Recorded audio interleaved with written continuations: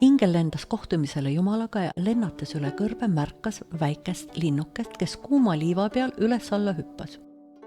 Uudishimust laskus ta linnukese juurde ja küsis, millega ta siin üksinda kõrbes tegeleb. Linnuke ütles, et ta on eluga kõrbes väga rahul, kuid tal on ka üks unistus, et temal oleks siin üks suur lopsakas roheline puu, mille varjus saaks ta istuda. Sest päeval on liiv nii kuum, et ta peab kogu aeg hüppama üles-alla, et jalakesed põletada ei saaks. Ingel vastas selle peale, et ta just praegu lendab Jumala juurde ja ütleb tema palve edasi. Linnuke oli nii väga rõõmus ja tänas Inglit tema heatahtlikkuse eest. Ingel rääkis Jumalale linnukesest ja andis edasi tema palve. Jumal vaikis korraks ja siis vastas. Ma ei saa tema palvet täita, sest linnukese saatuses ei ole puud ette nähtud. Kuid soovita talle, et ta hüppaks ühelt jalakeselt teisele, siis ta ei väsi nii väga. Järgmine kord, kui Ingel taas üle kõrbe lendas, laskus ta linnukese juurde ning andis talle Jumala sõnad edasi. Linnuke oli hämmingus. Kuidas ma varem selle peale ise ei tulnud? Aitäh, aitäh, aitäh! Palun ütle Jumalale minu tänusõnad edasi. Mõni aeg hiljem lendas Ingel jälle Jumala juurde kohtumisele ja tee peal märkas, kuidas keset kõrbet seisab suur roheline puu. Kui ta lendas, et seda lähemalt uurida, siis märkas, et oksal on õnnelik linnuke. Suures rõõmus tervitas linnuke Inglit ja rääkis talle, kui õnnelik ja tänulik on ta selle vapustava puu eest. Palus, et Ingel kindlasti annaks tema tänusõnad Jumalale edasi. Kui Ingel seekord Jumala juurde jõudis, siis oli ta üsna pettunud. Sa valetasid mulle, ütles Ingel. Jumal naeratas ja vastas, ei, ma ei ole sulle kunagi valetanud. Sa ütlesid, et selle linnukese saatuses ei ole puud ette nähtud. Kuid ma nägin täna seda oma silmaga, vastas selle peale Ingel. Jumal selgitas. Kui sa esimest korda mulle linnukesest rääkisid, siis ta saatuses tõesti ei olnud puud. Kuid pärast seda, kui sa andsid talle edasi minu soovituse ühelt jalakeselt teisele hüpata, oli ta nii tänulik, et ma sain tema saatust ümber kirjutada.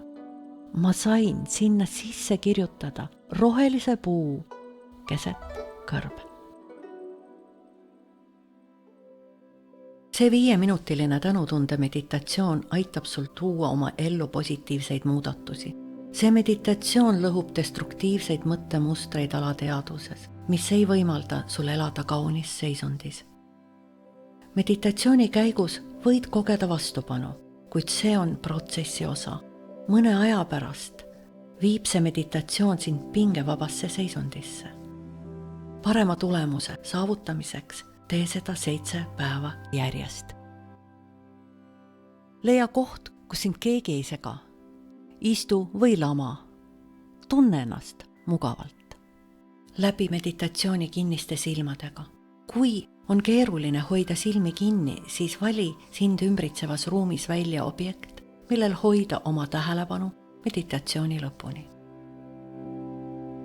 Hinga nina kaudu sisse ja suu kaudu välja. Hinga sisse. Välja.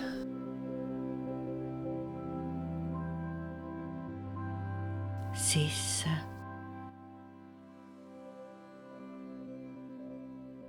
Välja.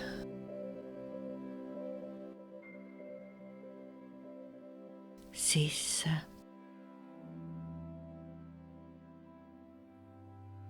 Välja.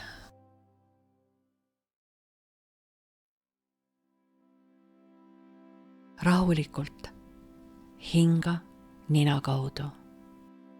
Hinga sügavalt sisse. Välja hingates ütle, ma tänan teid, ema ja isa.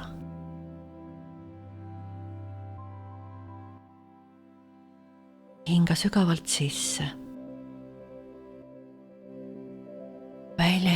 hingates ütle, ma tänan teid, ema ja isa.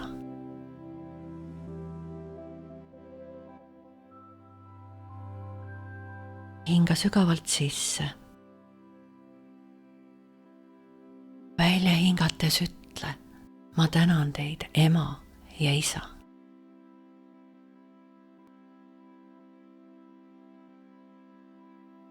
Hinga sisse.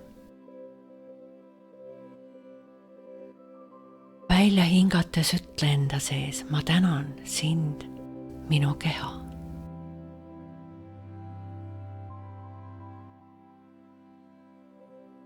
Hinga sisse.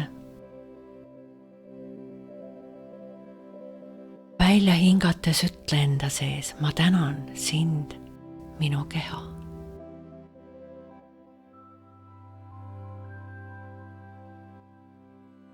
Hinga sisse. Välja hingates ütle enda sees, ma tänan sind, minu keha.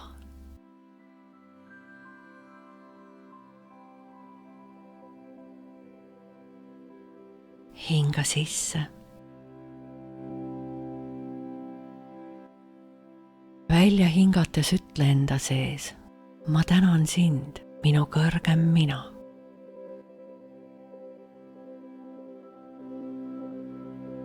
Hinga sisse.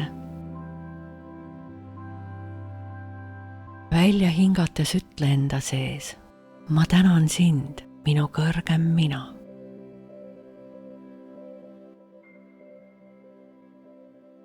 Hinga sisse.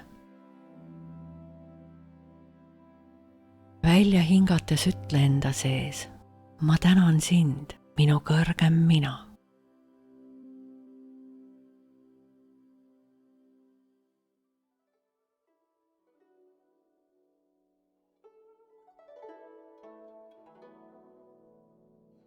Istu mõnda aega rahulikult suletud silmadega. Tunne seda, mis toimub sinu sees.